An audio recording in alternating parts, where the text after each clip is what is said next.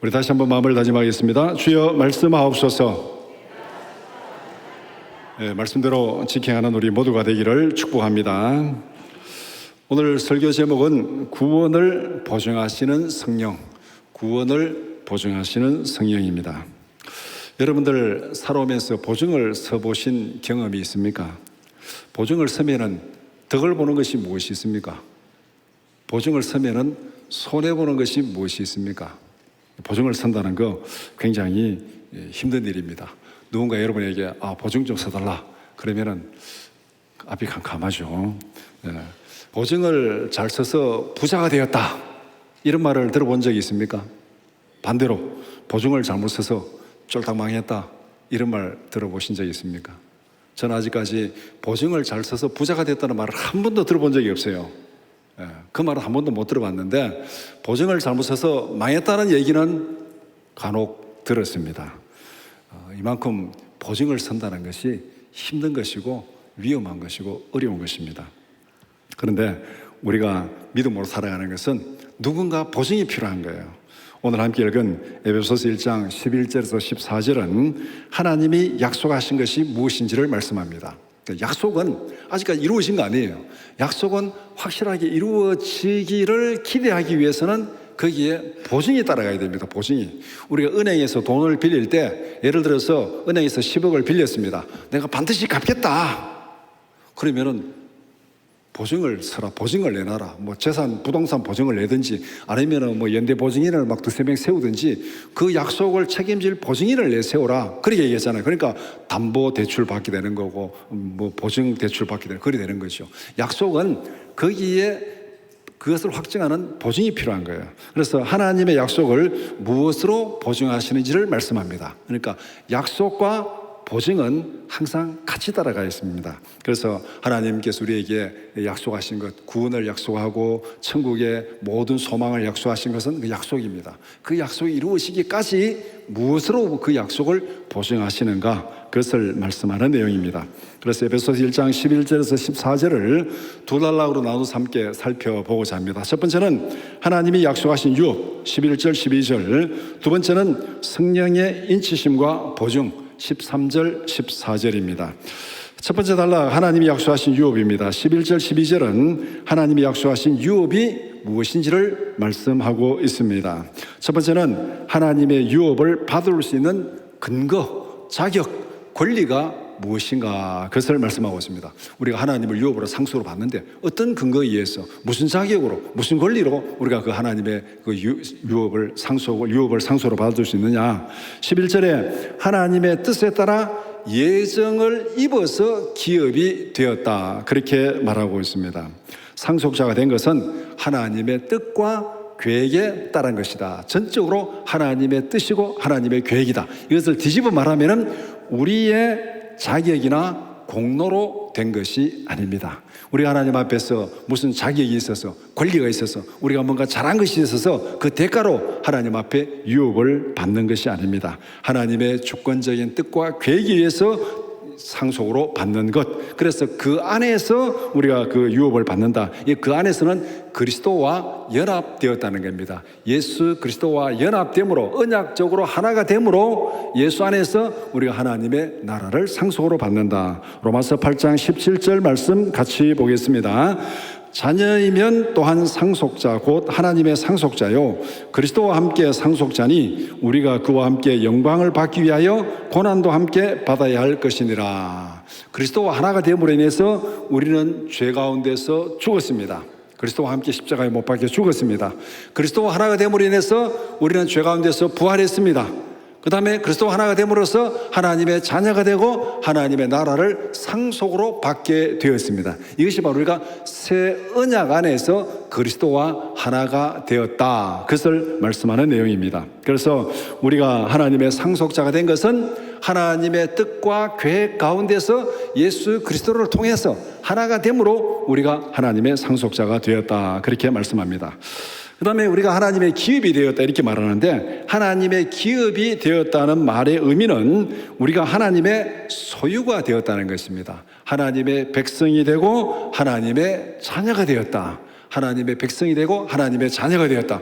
이 소유라는 말이 좀 이게 나쁜 의미로 보면은 뭐 내 것이다 하지만은 이 소유를 좀 긍정적으로 보면은 소속을 말합니다. 소속. 여러분들이 이 가족 관계 증명서 때문에는 부모가 있고 그 다음에 자녀들이 있고 어느 가족에 속해 있는지 소속이 있잖아요. 우리가 하나님의 소유가 되었다는 것은 바로 하나님의 소속 안에 들어가 있다는 겁니다. 그래서 하나님의 자녀가 되고 하나님의 백성이 되었다.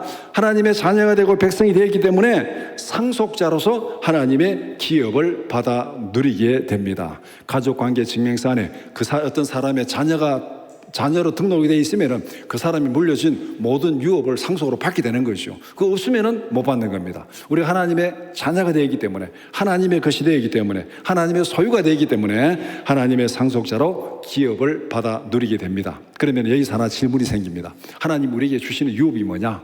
이거 잘 봐야 되잖아요. 부모가 돌아가셨는데 예를 들어서 뭐 부동산을 많이 남겨주고 간 것이 아니고 빚을 많이 지고 가셨다. 그럼 어떻게 되겠습니까? 상속 포기라는 게 있죠. 상속 포기. 부모가 빚을 많이 지고 돌아가시면은 상속 포기가 있습니다. 나는 부모의 모든 걸 상속받지 않겠다. 그러면은 그 빚을 내가 상속받지 않습니다.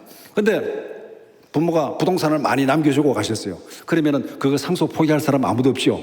그러니까 계산해보고 내가 받을 것이 많은지 아니면은 빚을 갚아야 될 게 많은지 계산해보고 내가 빚을 갚아야 될 것이 많다. 이렇게 되면은 상속 포기라는 거죠. 받을 것이 많으면은 상속을 받게 됩니다. 그러면은 우리가 하나님 앞에서도 이것을 분명히 계산해 봐야 됩니다.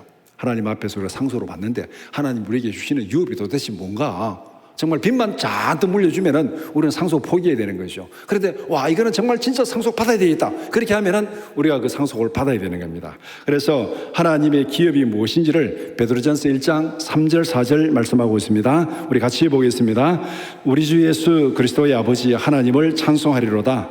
그의 많으신 긍휼대로 예수 그리스도를 죽은 자 가운데서 부활하게 하심으로 말미암아 우리를 거듭나게 하사 산 소망이 있게 하시며 썩지 않고 더럽지 않고 쇠하지 아니하는 유업을 있게 하시나니 곧 너희를 위하여 하늘에 간직하신 것이라. 하나님께서 우리에게 영원한 생명, 영원한 나라, 영원한 영광을 상속으로 주기 위해서 하나님이 하신 일이 뭐냐? 먼저 상속으로 주려면 이 아들이 살아있어야 되잖아요.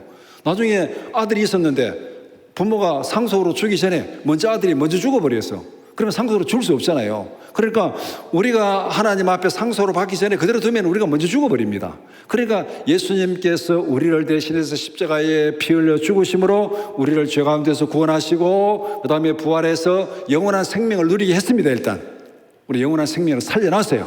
살려놓고 그 다음에 우리에게 하나님의 나라, 영원한 생명, 영원한 영광을 상속으로 주셨다. 그런데 그것은 썩지 않고 더럽지 않고 쇠하지 아니하는 유업, 곧 너희를 위해서 하늘에 간직하신 것, 하늘의 영원한 영광, 영원한 생명, 영원한 나라를 우리에게 상속으로 주신다. 그러니까 여기서 우리가 마땅히 받아야 되는 것이죠. 썩지 않고 죽지 않고 영원한 것을, 영원한 생명을 우리가 상속으로 받아야 되는 겁니다. 이것이 바로 하나님께서 우리를 위해서 준비하신 유업이라고 말씀합니다.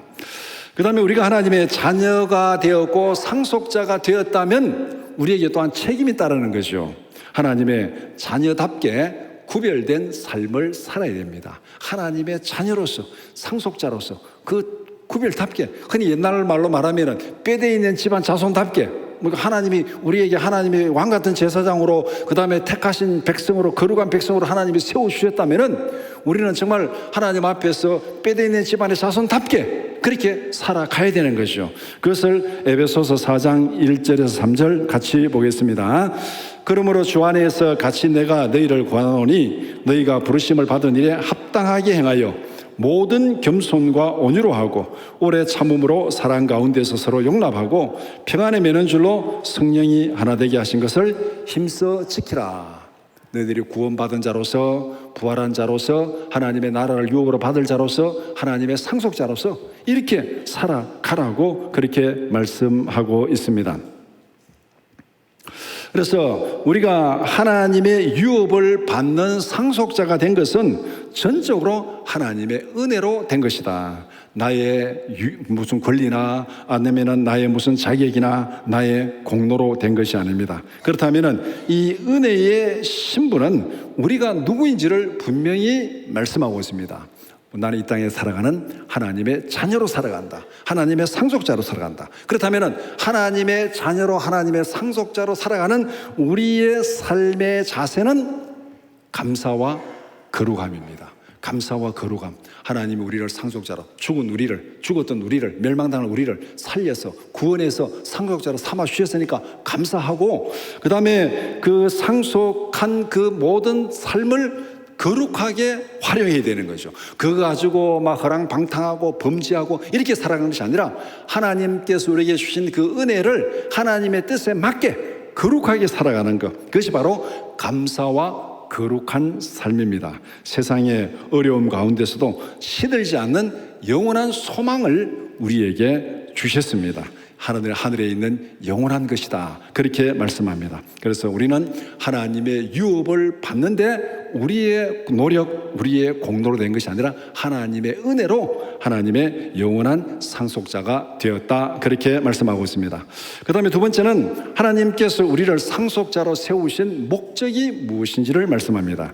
12절에 우리를 상속자로 세우신 목적을 이렇게 말씀합니다.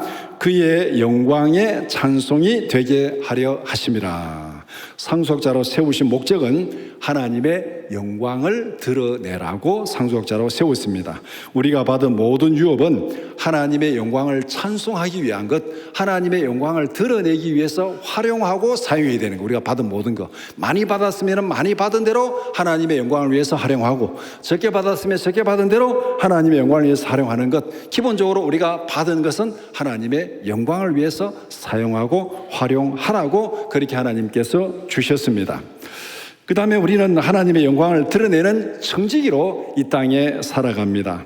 우리가 하나님의 영광을 드러내기 위한 그런 청지기로 하나님의 백성으로 부름을 받았습니다. 삶 전체가 하나님의 영광을 드러내는 찬송이 되어야 된다고 말씀합니다. 마태복음 5장 14절 16절 같이 보겠습니다. 너희는 세상의 빛이라. 산 위에 있는 동네가 숨겨지지 못할 것이요, 사람이 등불을 켜서 말 아래 두지 아니하고 등경 위에 두나니 이러므로 집안 모든 사람에게 비치느니라.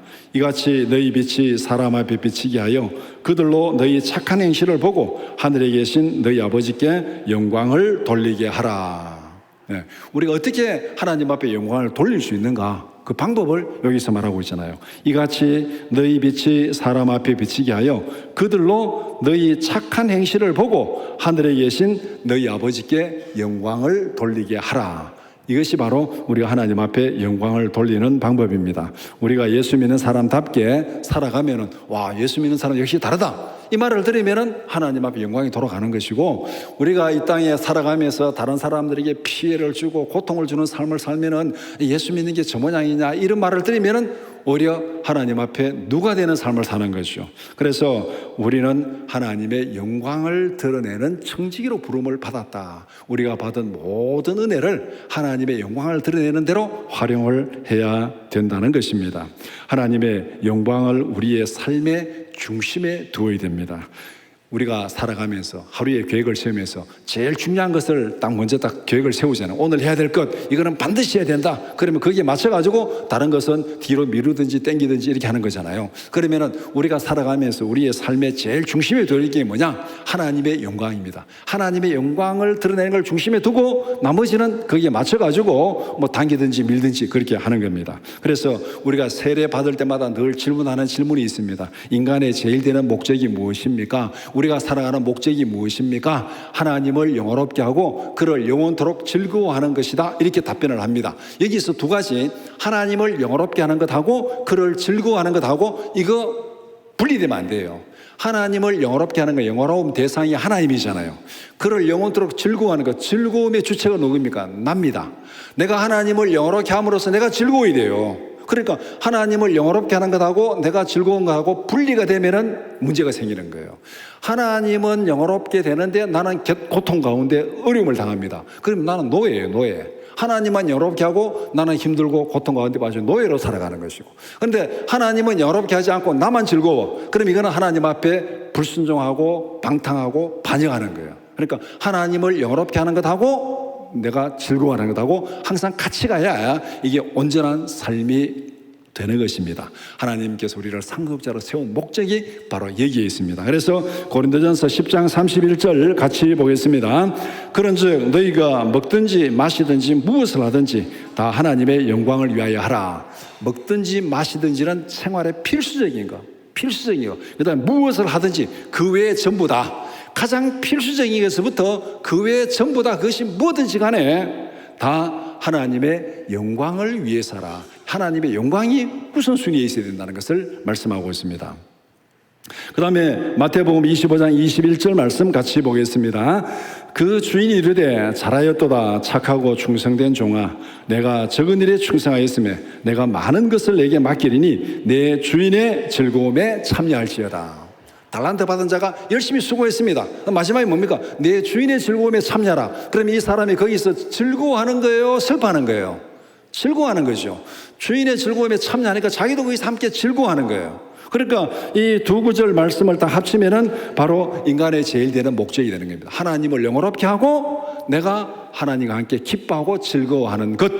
이 땅에서 우리가 살아가는 삶의 목적이 바로 여기에 있습니다. 그래서 하나님께서 우리를 상속자로 세우신 목적, 우리의 삶의 중심에 하나님의 영광을 두어야 됩니다. 내가 중심이 되면은, 내 삶에 내가 중심이 되면은 하나님을 무시하고 하나님을 떠나고 교만하고 불순종하고 방탕한 삶을 살아갑니다. 그 다음에 내가 중심이 아니고 세상이 중심이 되면 어떻게 되겠습니까? 세상의 탐욕에 따라가고 세상의 모든 욕망에 따라가가지고 물질의 노예가 되는 거예요. 하나님이 없어지는 거예요. 그러면은 좌로나 우로나 치우치는 거죠. 내가 중심이 돼도 안 되고 세상이 중심이 돼도 안 되고 하나님이 내 삶의 중심이 될 때 우리는 세상의 모든 풍성한 은혜를 하나님의 영광을 위해서 활용하고 내가 하나님 앞에 기뻐하고 즐거워할 수 있다. 그래서 하나님을 경외함으로 하나님의 은혜를 누리며 하나님의 기쁨이 되는 우리 모두가 되기를 축복합니다. 두 번째 단락은 성령의 인치심과 보증을 말씀합니다. 13절, 14절은 하나님의 약속이 어떻게 우리에게 적용되는지를 말씀하고 있습니다. 첫 번째는 하나님의 약속은 어떤 과정을 거쳐서 우리에게 적용되고 실현되느냐. 13절은 구원이 우리에게 적용되는 과정을 세 단계로 말씀하고 있습니다. 첫 번째 단계는 복음을 듣는 것입니다. 진리의 말씀 곧 너희의 구원의 복음을 듣고, 우리가 구원받는 첫 번째 단계는 듣는 것입니다. 믿음은 진리의 말씀을 듣는 것으로부터 시작됩니다. 이 땅에 살아가는 삶 중에서 복음을 듣지 않고 성경을 듣지 않고 구원받은 사람은 아무도 없어요. 여러분도 마찬가지. 누구를 통해 복음을 전달받았든지 부모를 통해 들었든지 어쨌든 간에 하나님의 말씀을 들음으로써 구원이 시작되는 겁니다. 로마서 10장 17절 같이 보겠습니다. 그러므로 믿음은 들음에서 나며 들음은 그리스도의 말씀으로 말미암았느니라. 믿음은 들음에서 나는데 뭐를 들어야 되느냐? 그리스도의 말씀을 들음으로 믿음이 생겨난다고 말씀합니다. 그 다음에 두 번째 단계는 믿음으로 반응하는 것입니다. 믿음으로 반응하, 복음을 듣고 믿음으로 반응하는 것. 그 안에서 또한 믿어. 그 안에서 듣고 그 다음에 두 번째는 또한 믿었다, 그렇게 말합니다. 복음을 듣고 예수를 구주로 믿어야 됩니다. 이것이 두 번째 단계입니다. 로마서 10장 9절 10절 같이 보겠습니다. 내가 만일 내 입으로 예수를 주로 시인하며 또 하나님께서 그를 죽은 자 가운데서 살리신 것을 내 마음에 믿으면 구원을 받으리라. 사람이 마음으로 믿어 의에 이르고 입으로 시인하여 구원에 이르느니라. 마음으로 믿어 구원 받는다, 그렇게 말씀합니다. 이것이 두 번째 단계.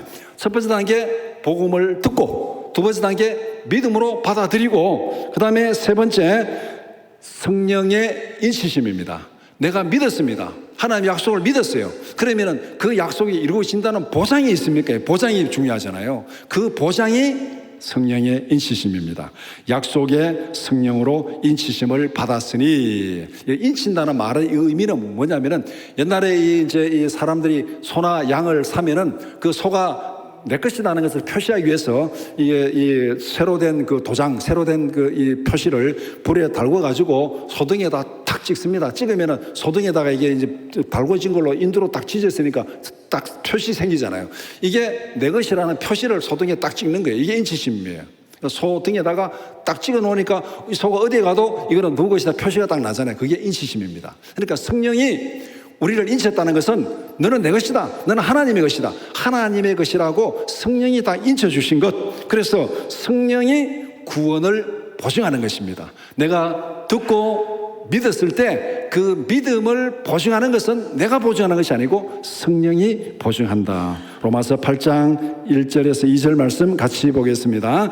그러므로 이제 그리스도 예수 안에 있는 자에게는 결코 정죄함이 없나니 이는 그리스도 예수 안에 있는 생명의 성령의 법이 죄와 사망의 법에서 너를 해방하였습니다.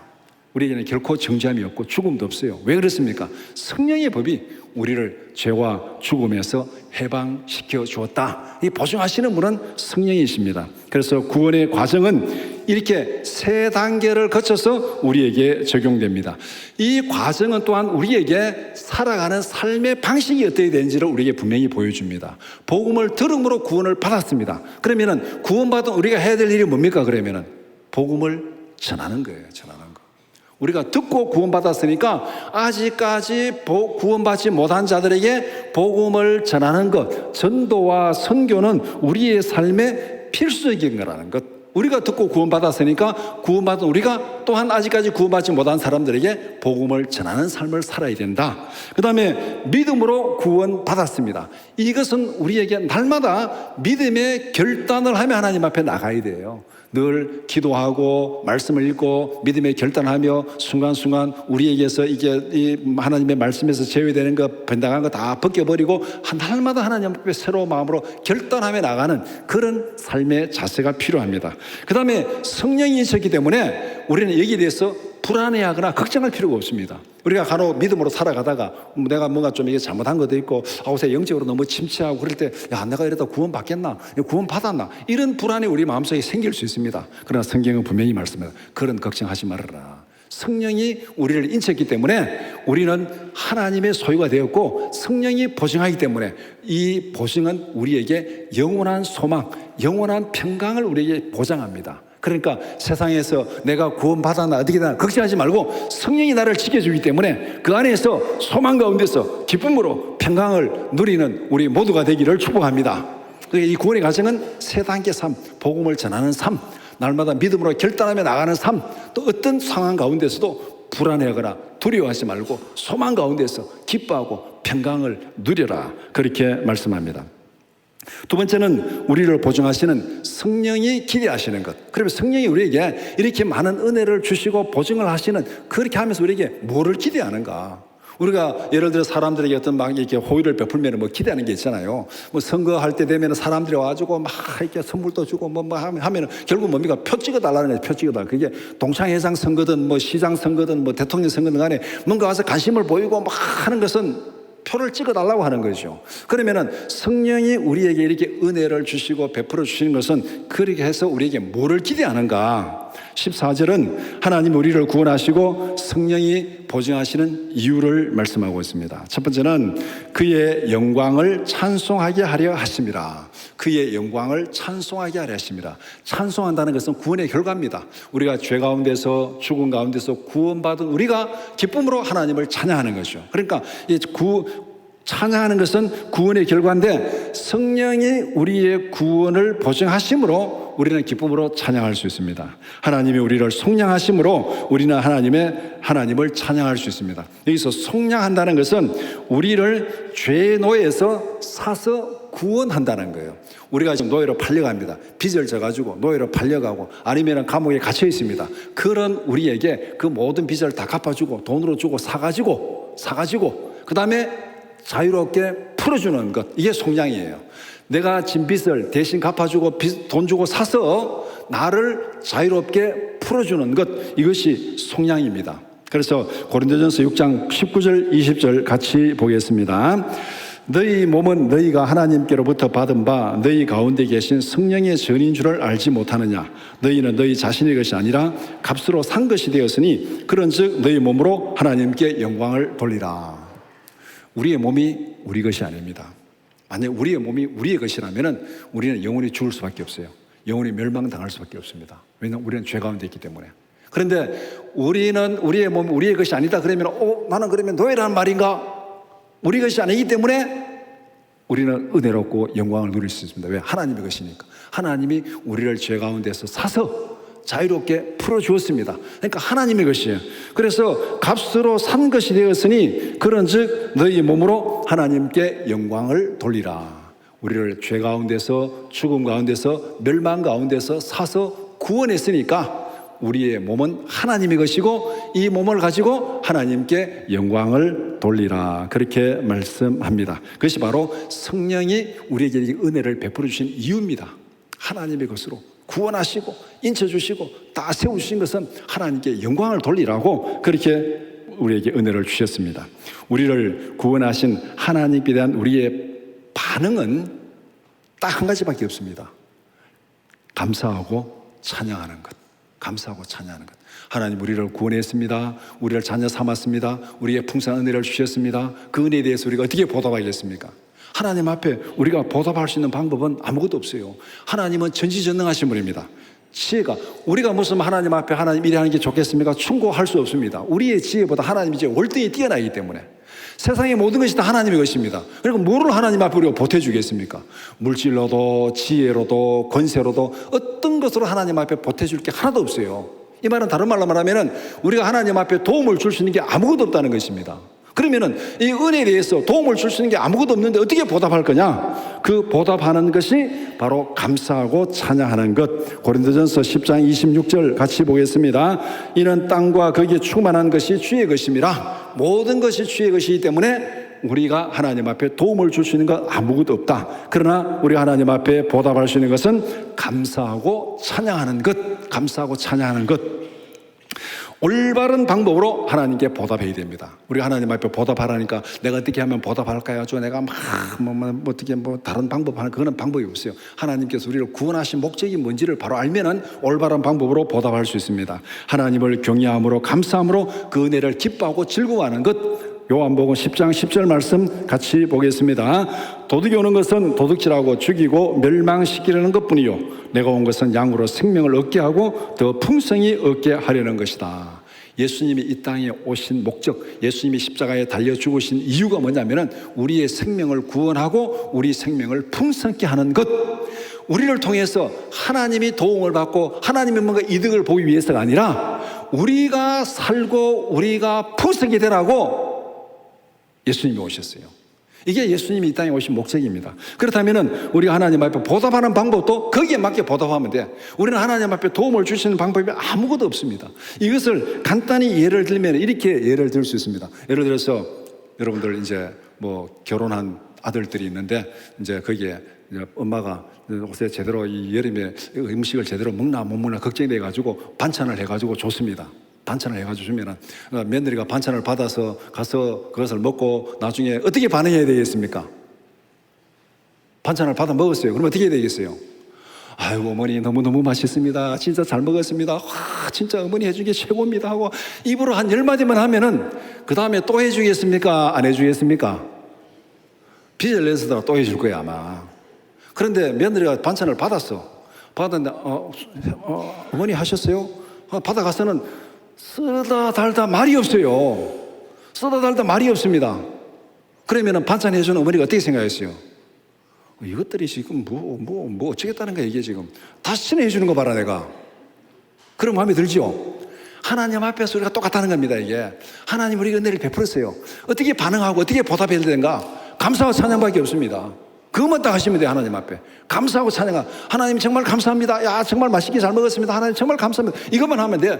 며느리가 시어머니 앞에 반찬 주는 시어머니 앞에 할 말은 딱 이거밖에 없어.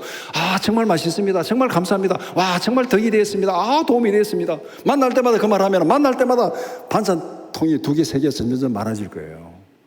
우리가 하나님 앞에 그렇게밖에 반응할 방법이 없습니다. 하나님을 도움 줄 거 아무것도 없어요. 그래서 성령이 우리에게 기대하는 것이 바로 그것이다. 그렇게 말씀합니다. 말씀을 정리해 보겠습니다. 나의 존재는 하나님의 계획 안에 있습니다. 나의 삶은 우연한 인생이 아닙니다. 내가 태어난 것, 우연히 태어났다가 바람에 날리는 낙엽처럼 살아가다가 아무렇게 사라지는 그런 인생이 아닙니다. 하나님의 뜻과 계획 안에서 태어났습니다. 어떻게 태어났든 비천하게 태어났든 존귀하게 태어났든 그 가운데서 하나님이 나를 통해서 이루시고자 하는 뜻이 있다는 것, 부자와 거지 나사로 비유해서 거지 나사로를 통해서도 하나님이 이루실 뜻이 있다는 것, 이걸 우리가 분명히 기억을 해야 됩니다. 두 번째는 나는 하나님의 소유로 택함을 받았습니다. 나는 하나님의 상속자로 부름을 받았습니다. 내가 누구인지를 분명히 알아야 됩니다. 내가 비천하게 살아가고 사람들에게 무시당하는 것처럼 보일지 모르지만 그러나 분명히 우리는 하나님의 것이다. 하나님의 자녀다. 하나님의 상속자다. 성령이 지셨다. 이거 확신을 가지고 이런 자존감을 가지고 살아가시기 바랍니다. 나의 삶의 목적은 하나님을 기뻐하는 것입니다. 하나님의 은혜를 감사함으로 누리는 것, 하나님의 은혜를 기뻐하고 즐거워하는 것, 그렇게 살아가는 것이 하나님을 영화롭게 하는 것. 우리가 하나님을 영화롭게 한다는 것, 뭔가 막 헌금을 많이 드리고 뭔가 막 헌신하고 막 희생하고 전부 다 하나님의 것인데, 내가 하는 게 전부 다 하나님의 것인데 그거 한들 안 한들 무슨 덕이 되겠어요? 그거 모르고 은혜를 장제 까먹는 게 문제죠. 예, 하나님 앞에 헌금하고 희생하고 봉사하는 것은 그 감사의 표현이에요. 감사의 표현. 하나님의 덕을 끼치기 위해서 하는 것이 아니라 그게 바로 감사의 표현이에요. 그래서 하나님 앞에 감사하는 것, 이것이 우리가 하나님 앞에 할 수 있는 유일한 보답입니다. 이 내용을 앞에서도 예를 들었지만 또 하나 예를 들면은 젖먹이 어린아이를 통해서 부모가 누리는 기쁨, 그것을 생각하면 됩니다. 젖먹이 어린아이. 요새 우리 교회에 이제 갓난 아기들을 데리고 오는 부모들이 있는데 그걸 보면서 너무너무 기뻐하고 즐거워해요. 젖먹이 어린아이가 부모에게 기쁨을 주는 그 방법이 뭡니까? 부모가 그냥 다 씻겨주고 먹여주고 입혀주고 부모에게 그 어린아이가 덕을 끼치는 게 있어요, 없어요? 갓난아이가 부모에게 덕을 끼치는 게 아무것도 없어요. 뭘로 덕을 끼고 설거지를 해주겠습니까? 청소를 해주겠습니까? 무슨 뭐 돈을 벌어가지고 생일 선물을 사주겠습니까? 해줄 수 있는 게 아무것도 없어요. 100% 받는 거, 100% 받는 거. 그런데 부모는 그 어린아이를 통해서 엄청 기뻐하고 즐거워하잖아요. 그 아이가 기뻐하고 즐거워하는 그것을 보는 것이 부모의 기쁨이에요. 이게 하나님 앞에서 우리가 하나님에 보답하는 겁니다. 그러니까 우리가 자식을 키우면서 하나님의 은혜를 깨달아야 돼요. 하나님이 우리를 택하시고 구원하시고 자녀 삼아주시고 풍성한 은혜를 주심으로 인해서 우리가 그것을 가지고 하나님 앞에 감사하고 기뻐하고 즐거워할 때 하나님이 영광을 받으신다. 하나님이 영광을 받으신다. 그러니까 갓난 아이를 통해서 부모가 누리는 기쁨, 그것이 바로 우리를 통해서 하나님이 누리는 기쁨이고 하나님이 우리에게 기대하는 것이, 우리를 구원하시고 우리를 지키시고 우리에게 은혜를 주신 하나님이 기대하시는 것이 그것이라는 것. 그렇다면 우리가 할 일은 딱 한 가지, 하나님 앞에 감사하고 기뻐하는 것. 하나님을 경외함으로 하나님의 은혜에 감사하고 기뻐하고 즐거워하는 우리 모두가 되기를 축복합니다.